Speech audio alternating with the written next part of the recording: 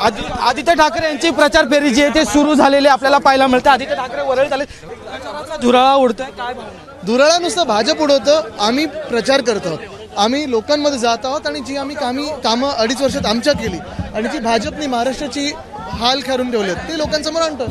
काल या वरळीत भांडी वाटप झाल्याचे व्हिडिओ काही समोर आलेले आहेत। काल आम्ही एकंदर विधान परिषदेच्या सभागृहाचे जे अध्यक्ष आहेत त्यांच्यावर गुन्हा दाखल झाला पाहिजे, नाहीतर निवडणूक आयोग हे भाजपाची भांडी घासतं हे आम्हाला कळलंय। एकंदरीत जोगेश्वरीमध्ये सुद्धा काल रात्री मिंदे गटा करून इथे भांडी वाटप झाला, कुपन देत होते।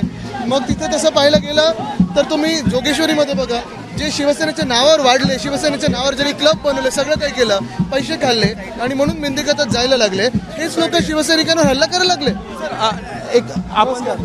अनेक लोक आदित्य ठाकरेंना भेटण्यासाठी उत्सुक आहे। वरळी हा आदित्य ठाकरेंचा आणि सोबत शिंदे सर चांदीवाल सरांची मुलाखत आहे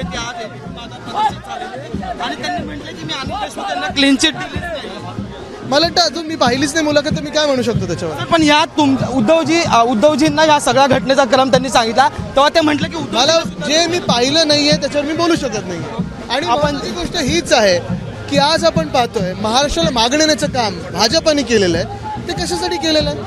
हा भाजपचा महाराष्ट्र द्वेष जो आहे आज पण पाहतोय, गुजरातचे नेते, बाहेरचे नेते येतात महाराष्ट्रात आणि महाराष्ट्र लुटण्याची गोष्ट करतात। आम्हाला शिकवतात विकास, आम्हाला धर्म शिकवतात।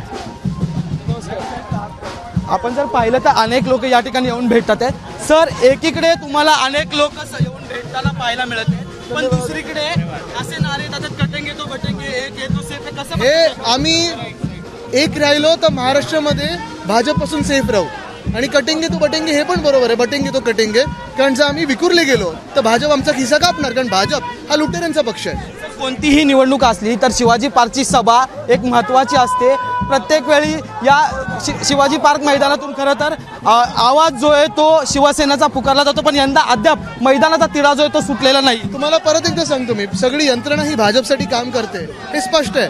काल परवाकडे निवडणूक आयोगाने उद्धव साहेबांची बॅगेजची तपासणी असेल, त्यांना सभेला उशिरा कसे पोहोचतील, एखादी सभा रद्द कशी होईल, ह्या दृष्टीतून आणि या हेतूने निवडणूक आयोग काम करत आहे।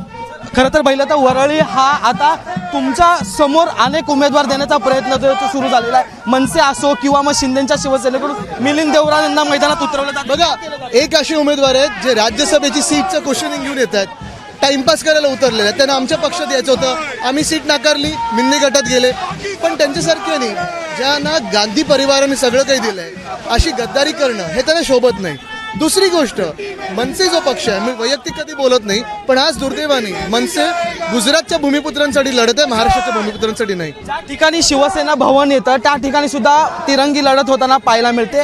दादर आणि शिवसेनेचं एक वेगळं नातं आहे। आपण जर पाहिलं तर लहान लहान मुलं, दादर आणि शिवसेनेचं एक नातं आहे, शिवसेना भवन त्या भागात येतं, तिकडे सुद्धा राजकारण होतं। फक्त तिरंगी लढत नाही, बहुरंगी लढत आहे। नुसतं 2-3 उमेदवारांना तुम्ही पकडू नका, सगळेच उमेदवार महत्वाचे असतात, मग ते अपक्ष असतील, कुठच्या दुसऱ्या पक्षातून असतील, सगळेच महत्वाचे असतात।